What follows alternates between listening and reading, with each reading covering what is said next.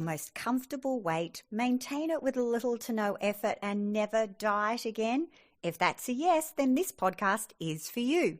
Welcome to The Perfect Gauge. I'm your host, Caroline Trickey, dietitian and eating psychology coach.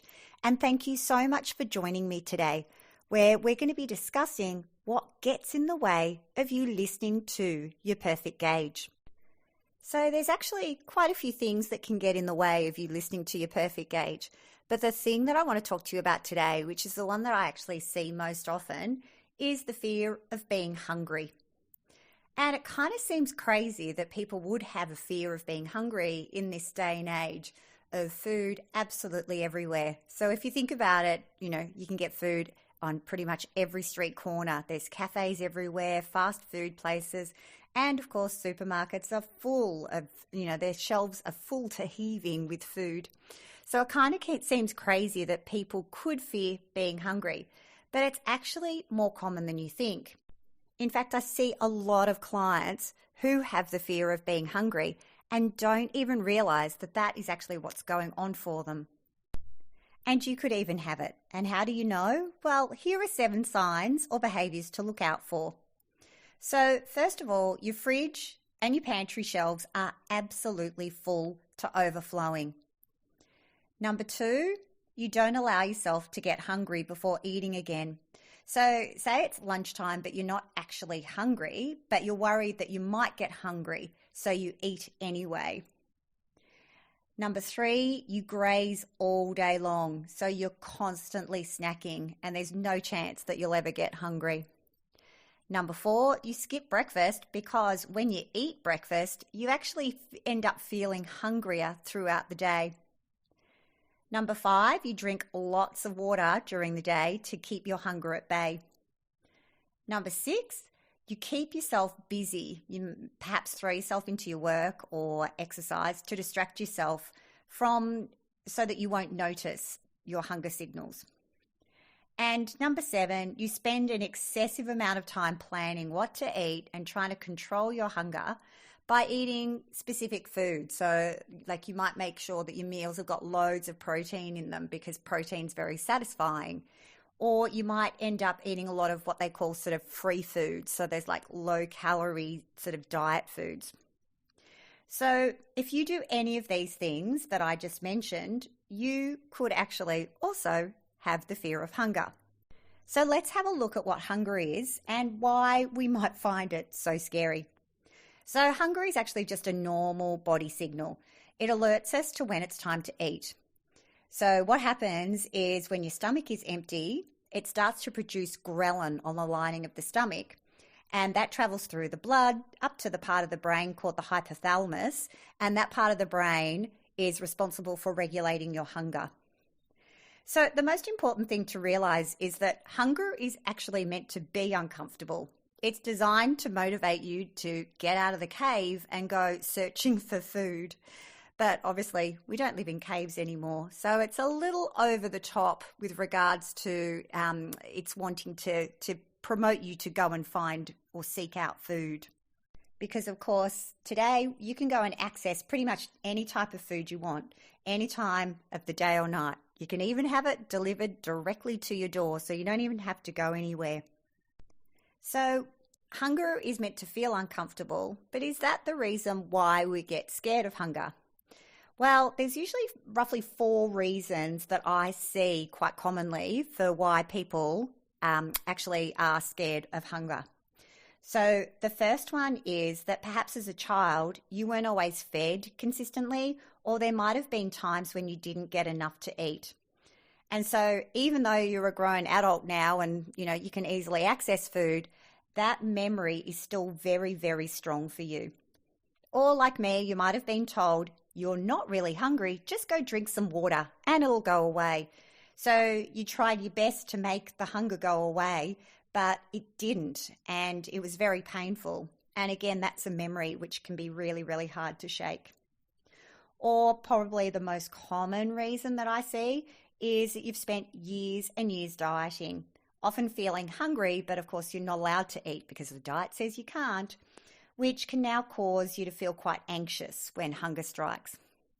And then the other one, which I commonly see, is that you So you got hungry in the past, but then you ate too much or you ate too fast when you got hungry, and you ended up feeling sick or really, really uncomfortable, and now you're afraid of repeating that experience again. So that's another really common one that I see with clients. So if you fear being hungry, of course, it's going to be really, really difficult for you to be able to tune in and listen to your perfect gauge. It's going to be really, really hard for you to eat when you're hungry because you're not going to allow yourself to get hungry. Instead, you're going to eat preemptively, so before your body signals that it's time to eat.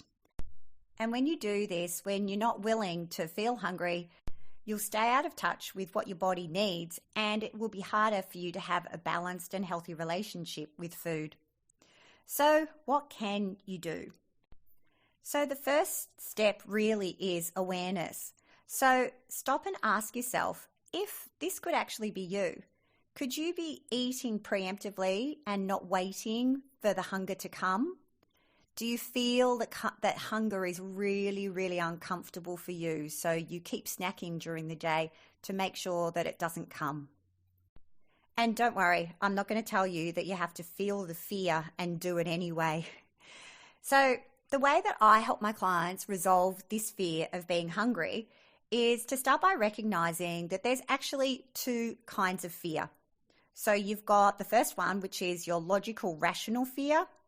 And then there's another fear, which I sort of refer to as mind story fear. So your logical, rational fear is actually based on real, tangible risks. So let's say, your body's sort of saying, freaking out because you're close to the edge of a cliff and, it wants you to stay away from the edge of the cliff just in case you slip and you might fall over. So that's the logical, rational fear. It's protective and it keeps you safe.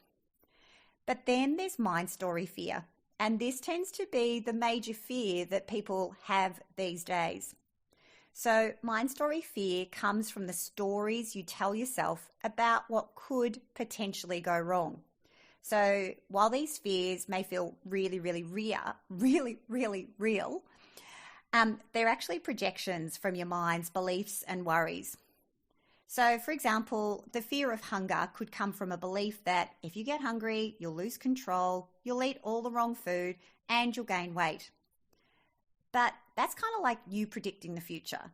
So that's just a story from your mind. It's not definitely going to happen, and it's not kind of like a life or death situation, if you know what I mean. So while these fears may feel very real, they're actually projections of your mind's beliefs and worries. So you can kind of see that these mind story fears can make it hard for you to listen to and honor your body signals, so your perfect gauge. But also, if you've been listening to the podcast, you'll also know that you get what you think, not what you want. So this fear of hunger will more than likely cause you to do exactly what you're afraid of. So if you're worried that you'll overeat, you probably will overeat, you'll gain weight, and those thoughts will become self-fulfilling prophecies. So the first step really is to become more aware of what's actually happening here.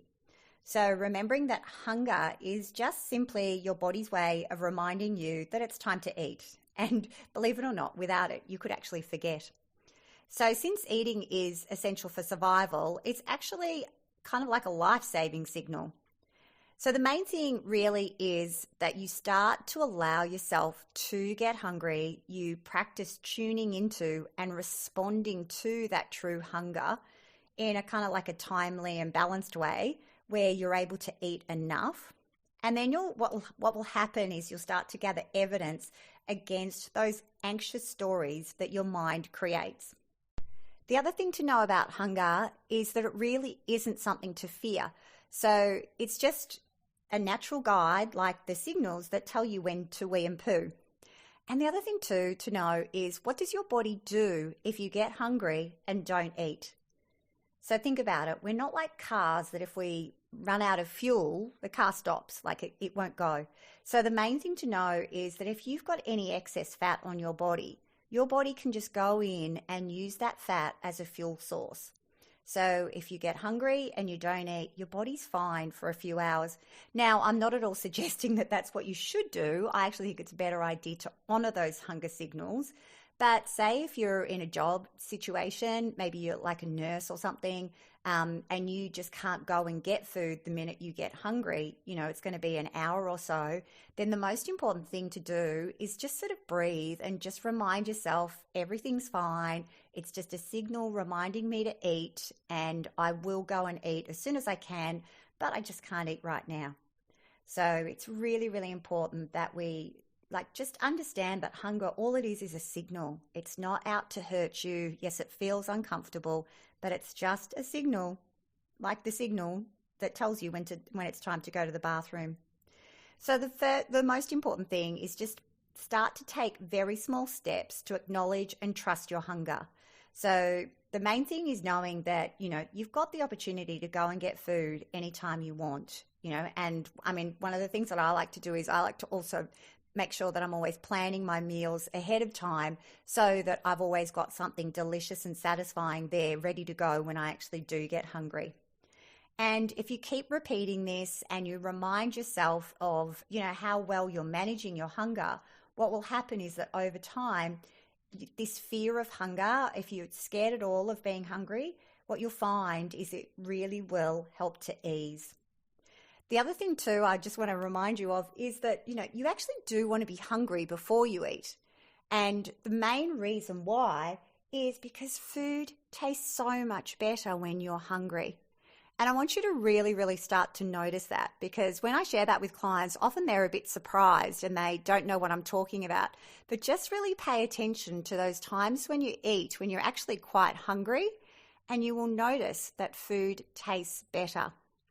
The other thing too to remind yourself is if you do get hungry, if you get a little over hungry, your stomach actually is still the same size. So that can be a way, or that's how I stopped myself from not overeating when I would allow myself to get a bit hungrier when I was trying to work out, am I hungry enough to eat yet or not? So the main thing was I would just remind myself everything's fine. Perhaps I went a little longer than I needed to without eating, but my stomach is still the same size, and I would do my best to slow down when I was eating so that I wouldn't eat, a huge amount of food, or the other one, which I used to do, which was always go back for seconds. So I really do hope you find that helpful.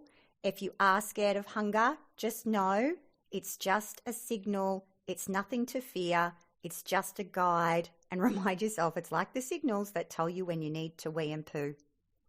So that's what I have for you this week. Listen to your hunger and honor it, and hopefully over time you'll be less scared of it. And then join me next week where I discuss what to do about nighttime eating. As always, if you want to get in touch, you'll find a link in the show notes.